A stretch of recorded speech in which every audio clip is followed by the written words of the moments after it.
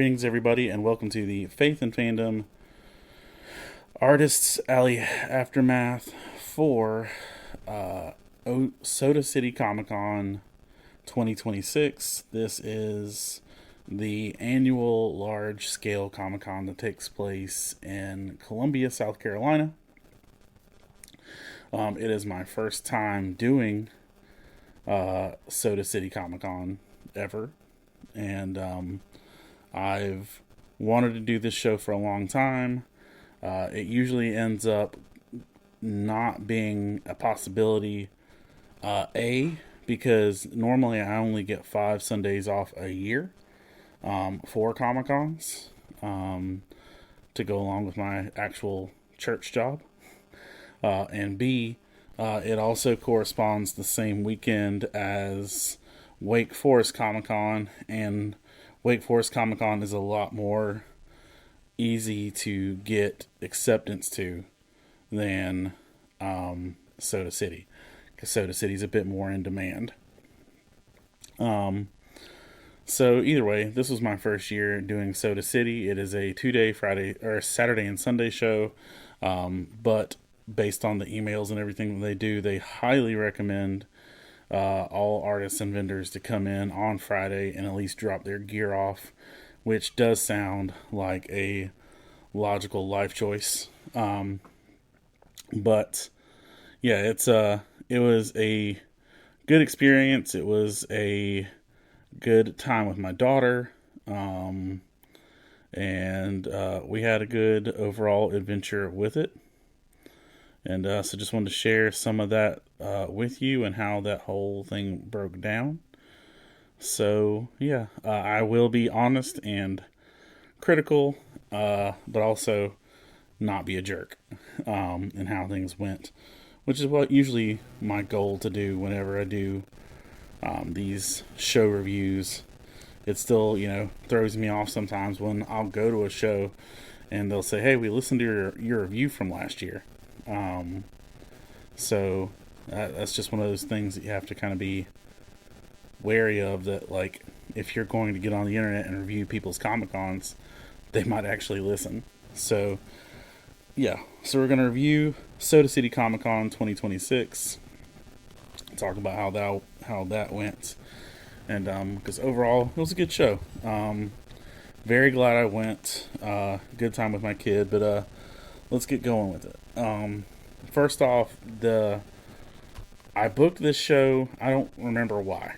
Like specifically, like it's normally just not one I've been able to get into. And I think this year, once I knew that I was looking at potentially being laid out with spinal surgery, that I wanted to get in whatever I could get in.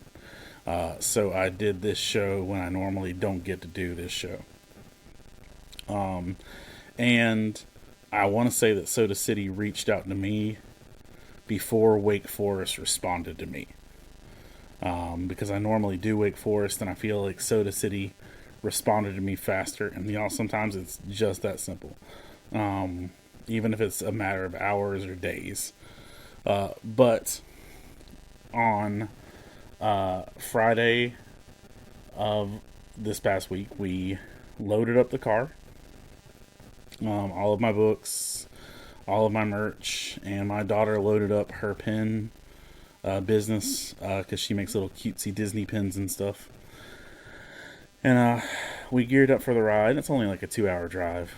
So I had a backpack of clothes, she had her stuff, and we headed down to Columbia for this event, which is just a pretty chill 2-hour drive.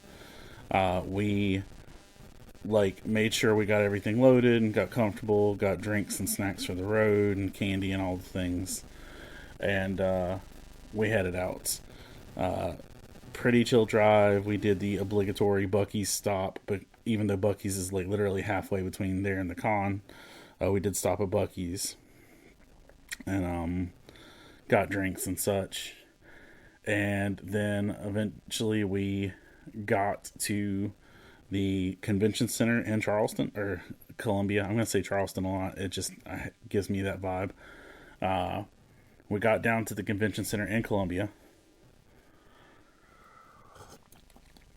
And I remember reading the instructions that the showrunner gave for a load in, and they weren't confusing, but if you've never been there, they weren't exactly like transparently clear either.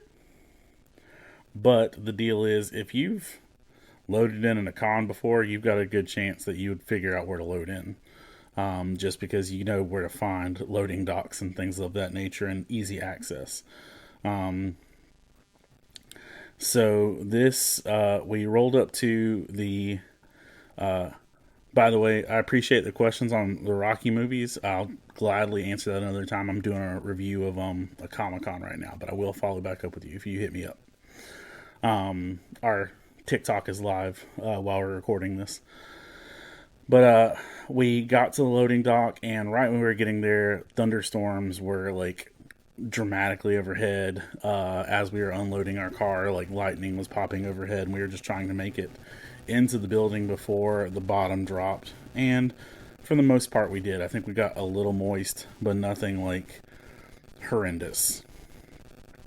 We got in the door, found where our booth was, and out the gate, I will say this wholeheartedly, that when you pay for artist space, if you get 8 feet instead of 10 feet, I'm sorry, let me backtrack. If you get 8 feet instead of 6 feet, it's a million times more worth it.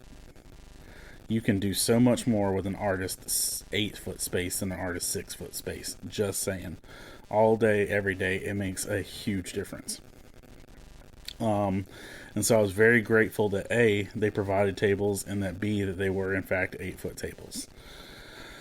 That allowed my daughter's stuff to actually get put on the table with my stuff, and for us to have like a fairly solid display of how things were going for the con. As we were loading up, saw some familiar faces like Joe from Joe Studio Art. My friend Tim Showers was there, and I saw a lot of familiar faces just as we were loading in, and it was going pretty smoothly. Tim Showers needed to borrow a square reader, and here's one of the things: I had a square reader that has been sitting in like the bottom of my tubs and has been beat to death, and I haven't used it in years because I thought I had broken it. But recently, I had to help another vendor learn how to reprogram their square reader, and I realized that my thing probably wasn't broken.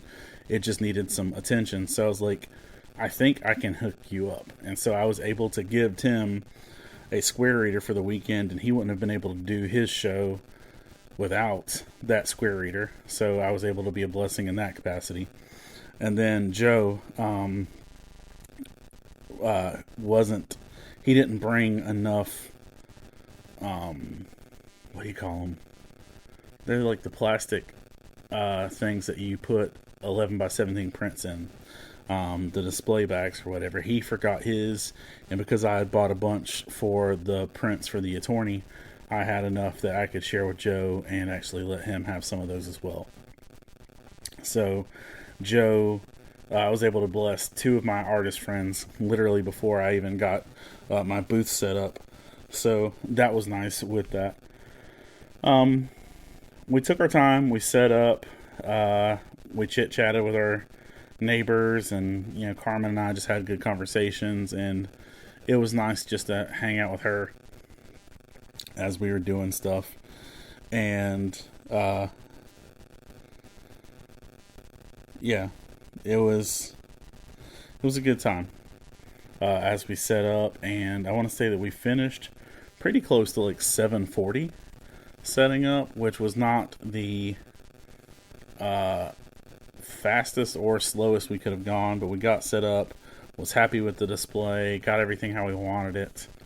I will say, I think it's the first time I was ever able to use all 3 of my shelf tops or book racks that I have, because we put one on top of the black shelf with just comic book covers, but that was nice too. So we got the booth set up, and we had looked up restaurants, because because anytime we're in towns, we're not in a ton of times. We look up restaurants to try and places to go to. And one of the places that had looked neat to my daughter was a place called the Tin Roof. But what we didn't realize is that the Tin Roof is actually a like music venue, not a real restaurant.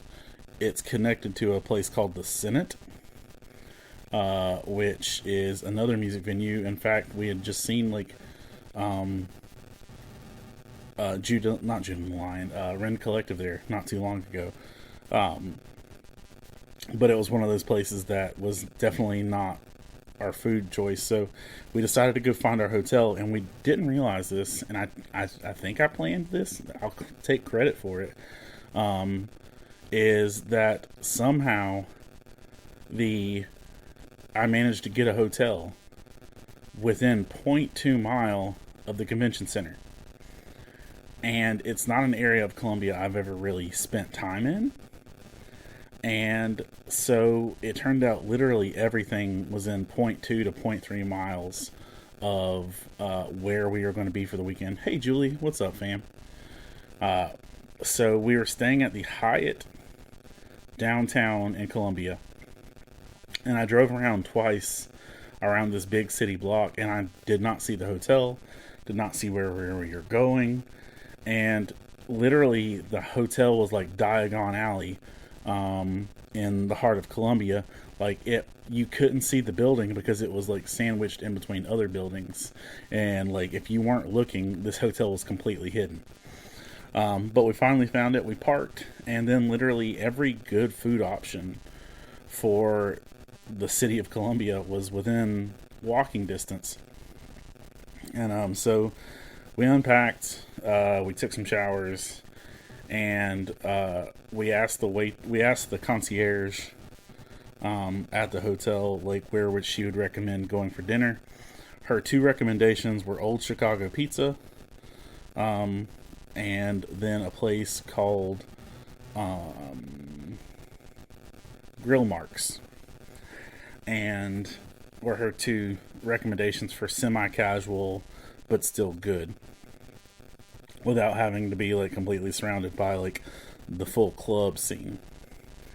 And so she also recommended a couple Mexican restaurants and some seafood, and we whittled it down to our last two options and flipped a coin for it, and we ended up going to Old Chicago Pizza. And at this point in time, we've had a long day. We've already driven 2 hours, set up for 3 hours. And now we're walking around downtown Charlotte, or Chicago, good grief, Columbia. And as we're walking around downtown Columbia, we get to Old Chicago, and if you know me and you've ever been around me in the latter part of my years, my hearing is not the best. Like, I struggle with if there's background noise at all to be able to hear properly. And so the waiter we ended up with at Old Chicago struggles to speak out loud. Like, so he whispers and I can't hear. And it literally was like a sketch comedy situation trying to watch us order food. And it worked out, but I was laughing at us together because he's trying to tell me what the food is. I'm trying to hear what the food is. It's not really working. But either way, we ordered these pasta pizza nachos, where instead of tortilla chips, the chips were actual pieces of pasta, almost like wontons or something, covered in meatballs, Italian sausage, and pepperoni, and cheese. And it was absolutely fantastic. That was better than anything else I ate dinner-wise. And we got some other pasta or something, but like those nachos were bangers. And then, as being an old Southern gentleman, as I am, as we were finishing dinner, again, being an old Southern gentleman, you need a little something sweet, or you need some coffee. You need something because I'm old and from the South. And so we started looking up coffee shops. And there was a coffee shop called Dulce, which again was in the immediate vicinity of this place, but they were going to close in like 3 minutes. And so we wanted to be more respectful of the people who were working there and try and roll in with like 3 minutes to go. But what we did find is that there is a place, again, within zero point 0.2 miles of everything called Kaminsky's. Now, if you are ever in Columbia and you like sweet things or you like coffee, I need you to go to Kaminsky's. Now, Kaminsky's is a bakery, but it's like a bougie bakery restaurant club bar thing where it looks like an episode of Sex and the City would be filmed there or something. Or it looks like something from Gossip Girl or something. I don't know. It looks fancy. But to get there, now, when my daughter and I got to Old Chicago Pizza, it was like right around 8:30. By the time we got to Kaminsky's, it was, let's say, 9:30, maybe closer to 10 o'clock. Now, the dramatic upshift in nightlife and nightlife attire changed so fast from 8 o'clock to 9:30. Because, we walked about half a mile of downtown Columbia to do this, to get to the bakery. And there was like a block of people that were getting out to go to the club. And I'm not kidding.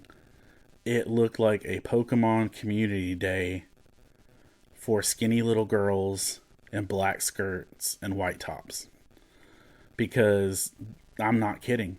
There were dozens and dozens of young women all in black skirts and white tops, and it was like crazy. It literally looked like it was shiny Pokemon happening. And then there were, other people in other attire going to clubs and stuff, but like it was a lot of those people wearing the same outfits, like doing this stuff, and it was just kind of crazy. Watching all this stuff go down. My phone is charging. It's doing weird stuff. Sorry, I'm just fixing my phone real quick. There we go. Maybe that'll help. But we walked through all the clubbing people and listened to all the conversations, and we're just kind of experiencing downtown Columbia at nightlife. And we walked into the bakery of Kaminsky's, and we straight up knew, like, yo, we don't belong here. Like, we shouldn't be here. This isn't for us. It's way too fancy. And people were definitely having a party vibe, and you looked like you needed to look attractive while you held a cocktail to be sitting there. But they had good desserts. They had good coffee menu. They had a lot of other stuff like that. And so our plan A was like, we're just going to go in here. We're going to order something to go. We're going to dip out, and we're going to walk back down to our hotel. And, like, the waitress could literally look at my daughter and see that she was overwhelmed trying to figure out what she wanted and what to pick and everything so quickly. So she's like, look, we'll get you a seat. And so they gave us a table just because they knew that we weren't prepared. Now, I'm dressed about like I am currently if you're watching this on TikTok, but I'm in like shorts and a visor, and I'm sweaty and nerdy, and there's people that are in like fancy clothes having dates all around us, and we're just like sitting there ordering coffee and getting like desserts. And it was cute. It was nice. And I do highly recommend that if you're ever in the Columbia area, if you like desserts or you like coffee, this is a place for you to go to. We got our coffees. I got like a fancy milkshake. She got a hot chocolate and a blondie or something. And we ended up then walking back to our hotel, crashed out for the evening. I was working on some art to get ready for the show. And, then we got some sleep. hit the hotel breakfast the next morning. Mm. Well, our hotel was only on the third floor. What's up, Genesis? Our hotel was only on the third floor. Um, because it was downtown Columbia, there were like buskers out on the street playing guitar. There were people like drag racing. You could hear people like yelling their dinner plans and all stuff. It was neat. It was just like I had no idea I booked a hotel that was so central to everything, and I don't think I could have planned it any better than how things went down. That being said, we got rest. We got hotel breakfast the next morning, and it was close enough that we could actually walk to the con with plenty of time, which was so neat. Like a lot of times, shows like Heroes Con, I can't afford to stay anywhere near close to the con. Now, this was only 2 nights. Um, it was a pretty great night, man. Had this just been like a dad-daughter date and we weren't there to go to a Comic-Con, it would probably have been like a top 10 father-daughter date experience. Um, you like the RE4 pop? Yeah, man, me too. I found it this past week. Um, but we walked into the con, we got set up, we saw lots more friends and other vendors and everything, and they wanted VIPs to be ready by 9, the show to kick off at 10. And there was one of the first, or my daughter and I did a video before the show started to see what we thought was going to sell first. She thought the attorney book of mine was going to sell first. I said one of her pens were going to sell first. I won.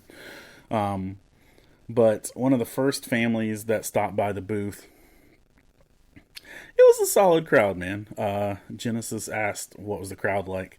It was solid. I'll be honest with you, I've not actually done the finances from this trip yet. If you know me, like if you guys have seen how we operate, I make it a personal policy not to count any money until the show is over, just so that I'm not focused on the sales and that I'm focused on the people.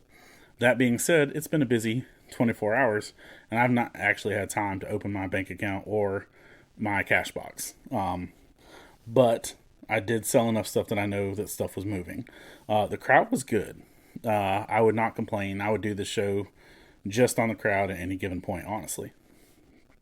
Um, but we, one of the first families that we really got to connect with was there's this family that was coming through, and a dad came through and he saw the stuff that we had and what was going on. He started asking me a bunch of questions.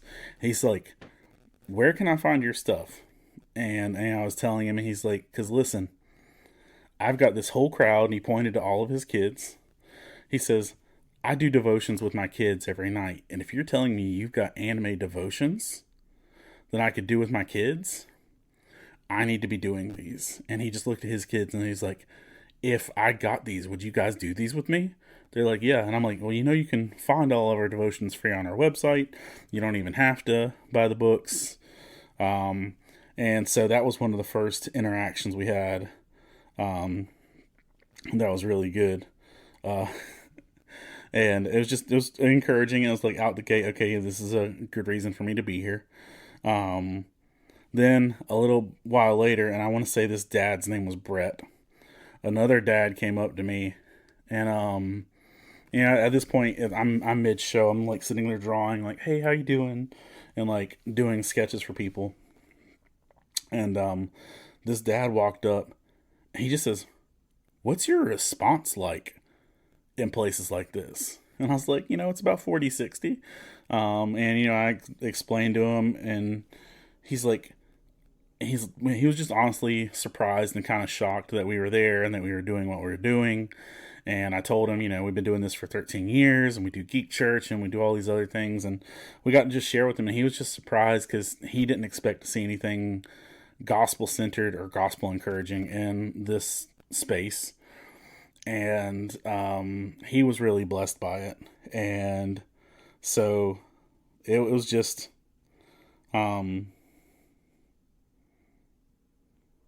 yeah.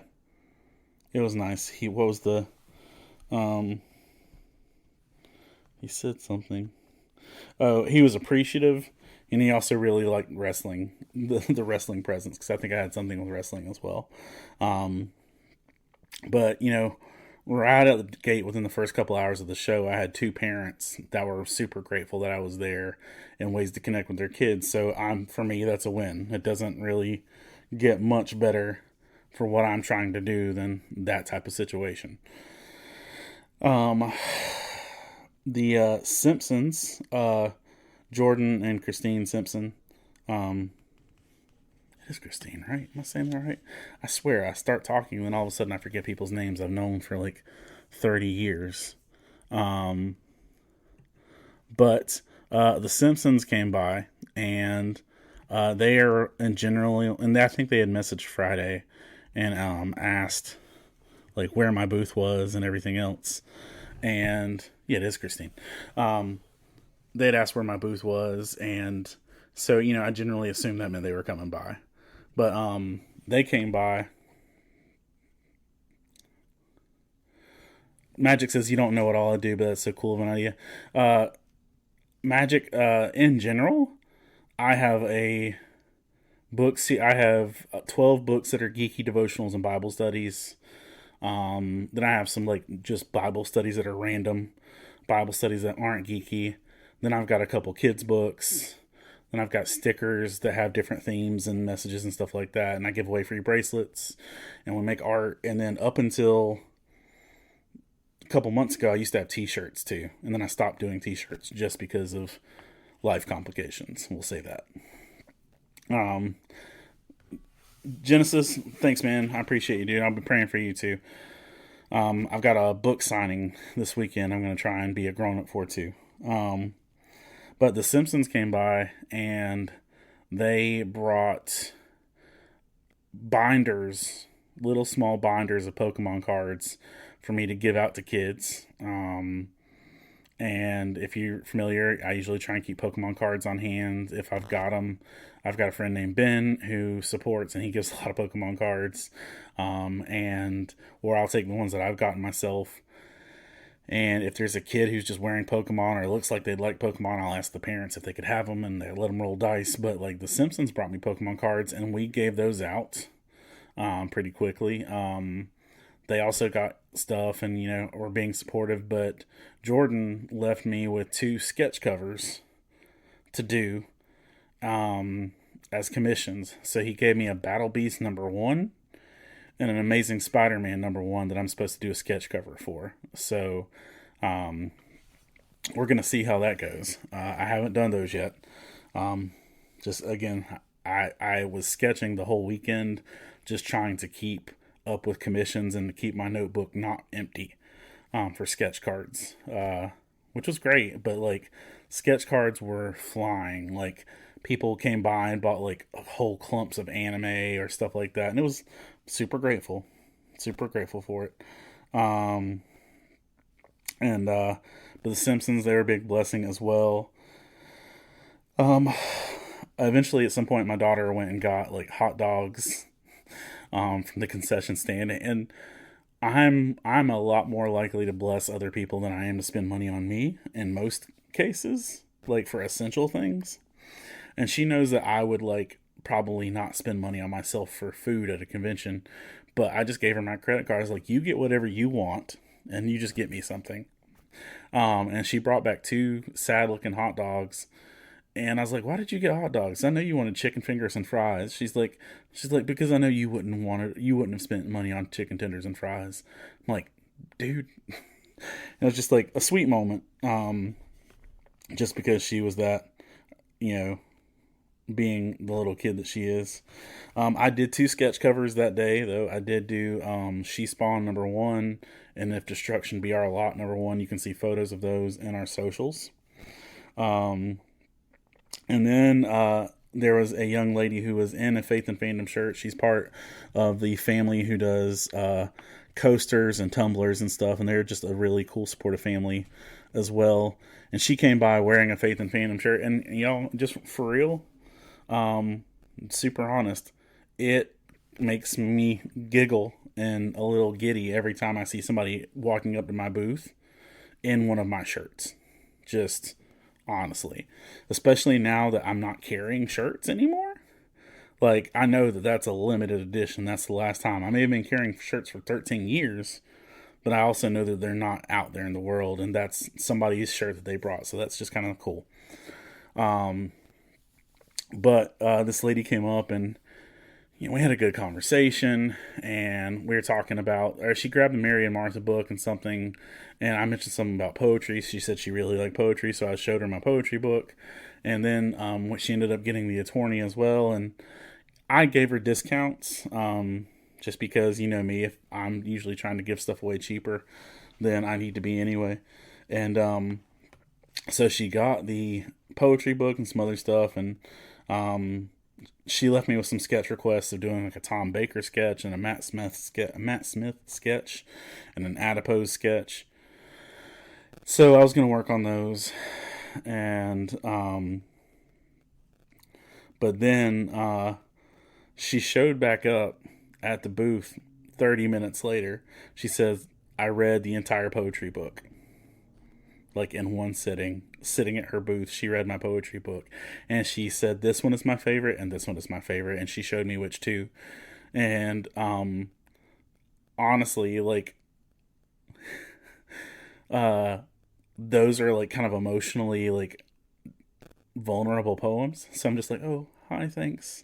And I'm like, low-key, like, yeah, those were weird, sad moments. And but it meant a lot to me that she read it, and also that those were ones that were important to her. And so, like, I had Carmen dig in one of the boxes in front of us, and I actually had the original artwork that went to those two poems.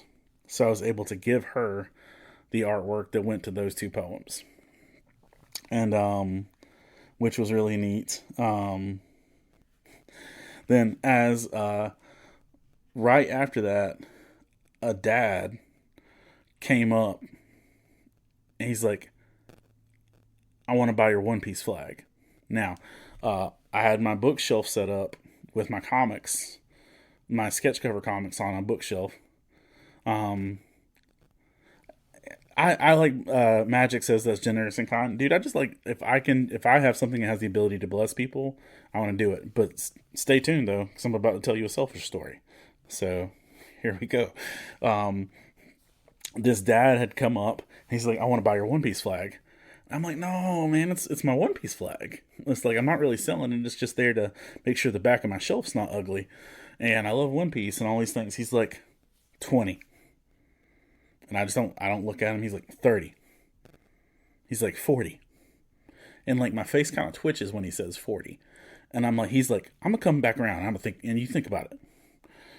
And I just looked at Carmen. I was like, do we want to sell our One Piece flag? And I know I had bought this flag on Amazon. Oh, like a long time ago. And so I pulled it up, and that flag was only $12, and I could get it by the next day at my house. So I put it in my cart, and eventually that dude came back around. He's like, $40? And I'm like, yeah, man, I guess so. And then literally before I took his money, I reached down and hit purchase on Amazon and bought myself a new One Piece flag. They bought it, so there's me being selfish. But either way, he got blessed because he got the One Piece flag that he wanted. But it was just weird for a dude to like be that adamant about buying my flag. But then I put up my 21 Pilots flag to replace that, and then people started asking about my 21 Pilots flag. I'm like, no, you can't have that. That's mine. But for the rest of the evening, sketches were flying out of the books. My daughter's pens were doing well, and then the same family with the coasters and the mugs, the same family that was associated with the woman who like got the poetry art, came by and gave me like a handful of commissions. Like, they wanted a Boba Fett, they wanted a Vader, they wanted some more adipose, they wanted Chainsaw Man, and you can see most of these in the socials, or in the reels that had taken place since then. But like, they gave me commissions, and I legit had done so many sketches this weekend that I had run out of sketch cards. So as soon as the show ended, we ran and got the car key out of the hotel. Oh, thank you for that. We ran and got the car key out of the hotel. We drove to a craft store, got sketch cards, parked the car, and then we went over to a place called Grill Marks for dinner. And it was, just burgers and fries. It was nothing life changing. Also, wasn't bad. But what was worth it was, my daughter ordered this dirt milkshake, and it came with an entire plate of crushed cookies and gummy worms and stuff. And there's a whole presentation. I got a really good photo of her like gawking at this thing, and it was sweet. And then we ate there, and we went back to our hotel, and we chilled out for a bit. Then we went to the pool at the hotel, and I put my feet in the pool. I did not get in the pool because that temperature was less than my body temperature. And I don't like cold water, especially with my nerve damage and everything that's going on with that. I don't like cold water. But I let my daughter splash in the pool, and we chatted for a while. And we got back, and she got on the phone, and she was talking to some of the family about how the show had gone, and listening to my 13-year-old daughter's description of how the day went and the ways that God blessed through her eyes was definitely a different perspective than how it would have sounded solely through mine.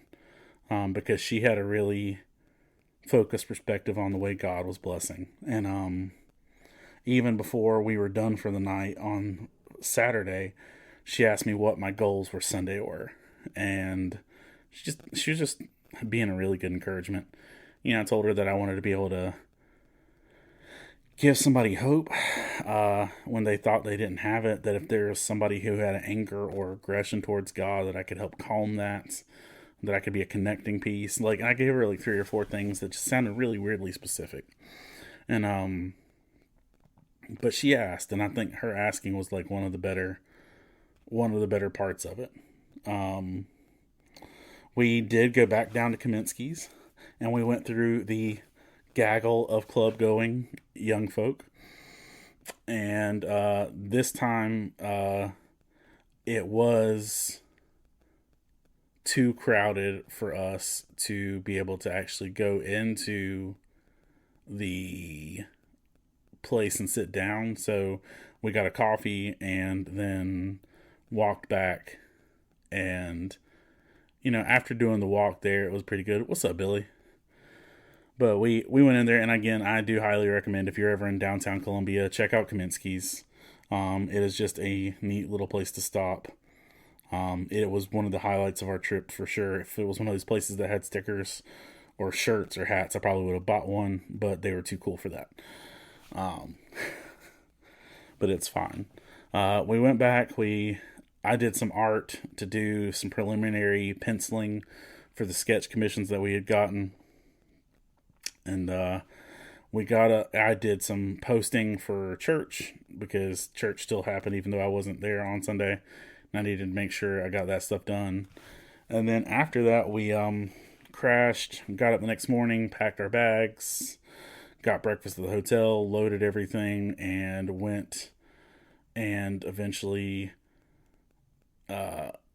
parked, and then went to the con and got ready. As soon as I got there, they were waiting on their sketch commissions. And I took some time to finish those and made sure I put them together well. We had good interactions on Sunday. I sold out of book 6, and I want to say book 4, which was pretty cool. Pretty early on Sunday, a young woman in an orange top came to my booth and just kind of stood there and smiled. And she's like, "Do you recognize me?" and I did recognize her face. I did 100%, but I'm not always great with names and context. And she's like, I'm Matt's daughter.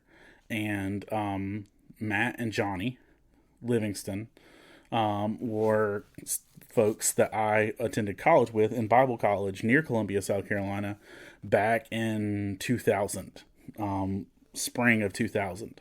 So, like, immediately after Y2K, I went to a Bible college in South Carolina, and I had met Matt and Johnny. Matt and his kids, or a couple of his kids, came to GalaxyCon 2 years ago, and it's the first time I had seen Matt in over 20 years. And so Grace, who is one of their kids, showed up at the show in Columbia, and she's like, and she was her and her boyfriend got to talk. She bought some books. It was a sweet interaction.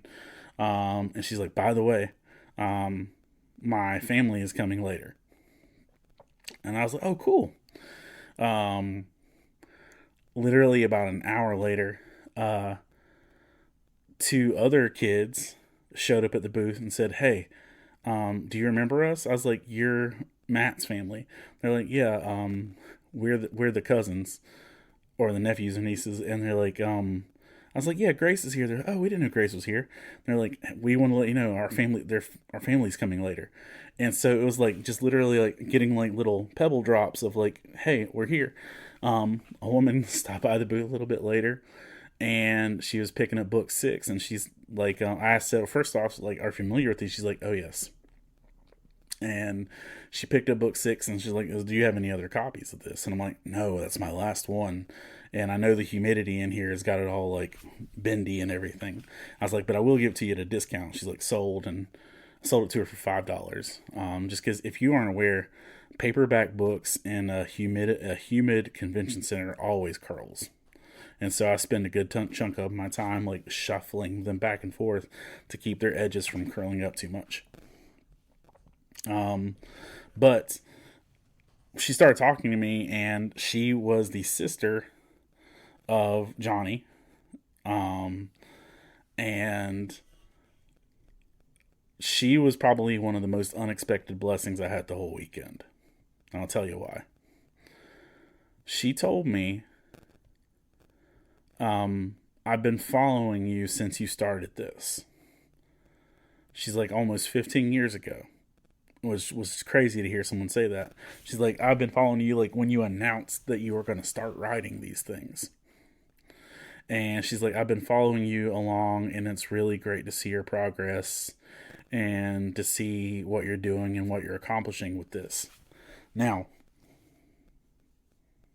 I about cried right there, for the record.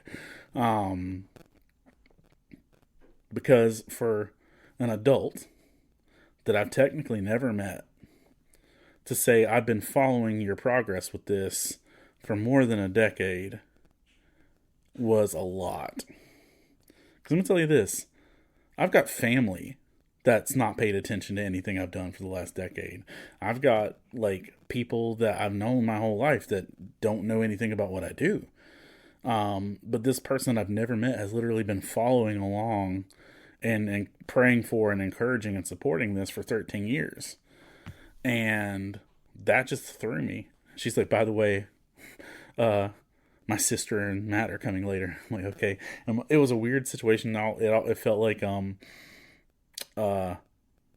Jacob and Esau, where they kept like, he's like, the servants were coming ahead, like, my master will be here shortly, and like the whole progression when Jacob and Esau are united. So it was just so funny to get this little like run up of like, hey, they're coming, they'll be here later.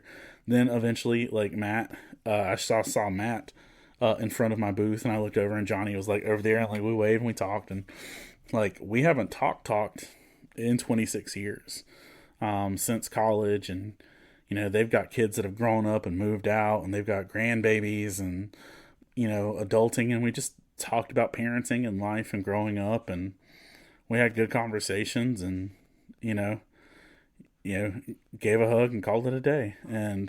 But it was really neat to be able to have the interaction with those folks that literally I had, spent 6 months in their life 26 years ago, and we still are impacting each other in different ways now.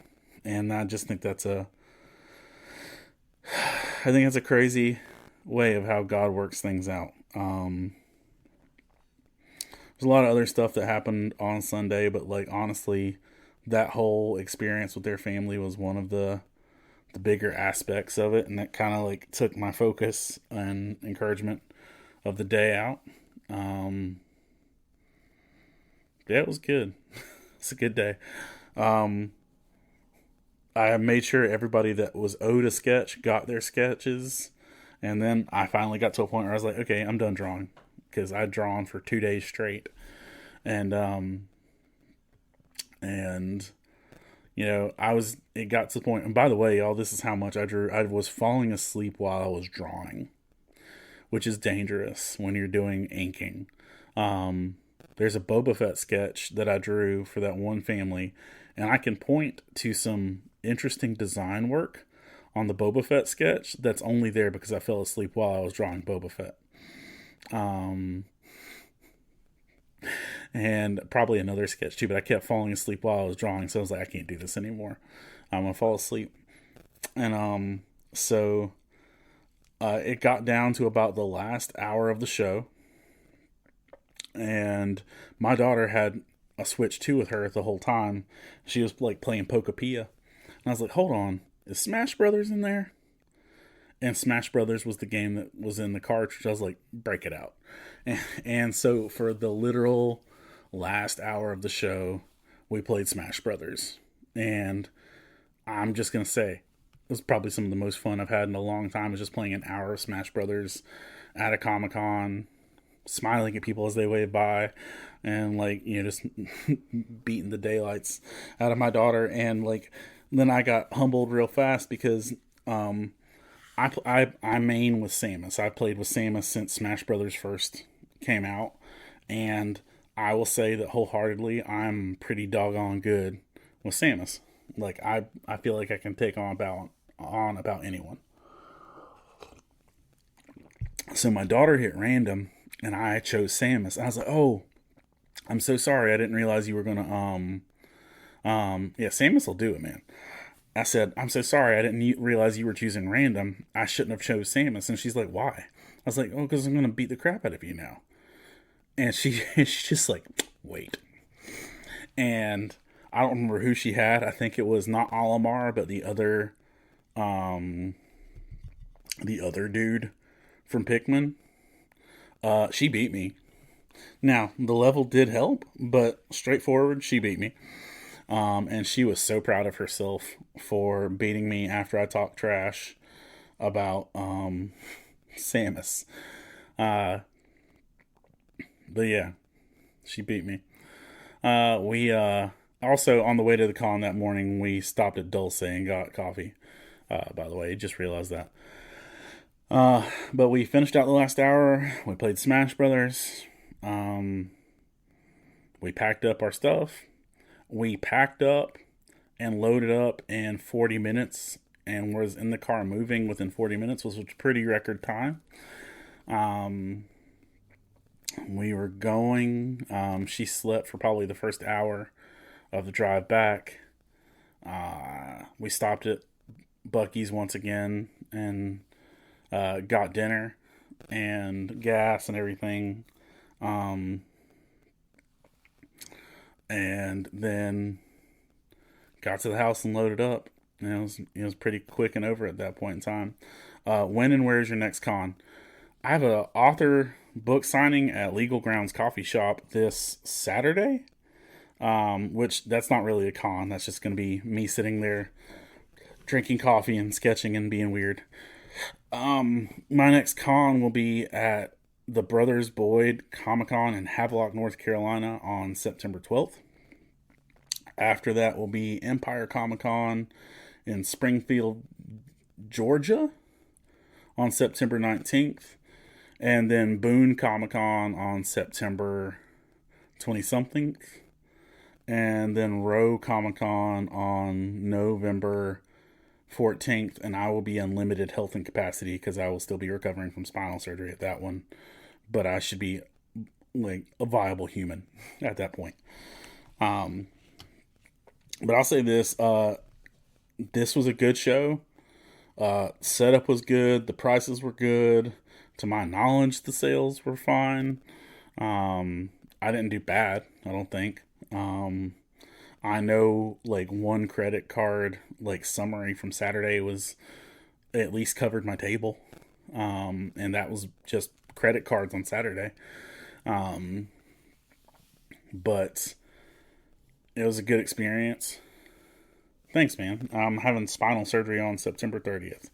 And I'll be immobile completely for 2 weeks, and then I'll be in a spinal neck collar for 6 weeks after that. But after that, I should be good. But yeah, this was a good show. I've done their Myrtle Beach show now, and I've done their Charleston show, or their Columbia show. I've attended their Wilmington show. Just it hasn't always timed out to do more, but it was definitely a good experience overall, and I am grateful to have been there for it. I'm about to roll out of here, but I want to take a moment to thank our Patreon supporters. Just for helping make all of this possible. Lance James, Zach Tuckweiler, Roshan John, Ryan Felton, Jessica Luttrell from Cosplay for Christ, Jackie Craft Cosplay, Kelly Townsend, Fab Quack, Rivka and Tristan Birch, Dot Winston, Michelle Stewart, who apparently needs a book 5. I need to get her that. Miss Lynn Turner, David Brooks, Jeff Weimer, Jamie Montgomery, Matthew Coleman, the Coleman family, Jonathan Herman, Ron Petit, Gear Saber Cosplay, Scott Ward, Alicia Glenn, which, by the way, Scott Ward just recently dropped a Dungeon Crawler Carl devotional on our website if you want to check that out. Hey, Diary of a Crazy Fangirl. Thanks for jumping into. And Magic, it's always good having you in here, man. Alicia Glenn, Jason Crutchfield, Mike Perna, Zach Harris, Caleb Grimm, Jeanette Skaggs, Sarah Lewis, Patrick Gale, Rebecca Godlove, Adam Davis, and to the Reynolds family as well for helping make all these things possible. It was a really good show, and just even within 3 interactions at the show made it a million times worth doing, and I'm really grateful to have been a part of it. So yeah. Diary of a Crazy Fangirl says, nice visor. My oldest daughter this is her first week at Chapel Hill. So, I am repping and rocking my daughter's now school. She started Chapel Hill this week. So, being a sentimental old dad. But yeah. I will be at Legal Grounds Coffee Shop this Saturday from 10 a.m. to 2 p.m. If you do want to come support, you do get a free artist print with each purchase of a book. Yeah, college moving day was kind of nuts, honestly. It was a lot. She was at a Craig, so it was a lot going on in a tiny space. But thank y'all for taking time to listen. And TikTok, I'm going to hang out with you for a few minutes more while I process this podcast. But yeah, I'll be here too. So y'all that are listening online, thank you for taking time to listen. And I hope to see you all at a con real soon. Bye.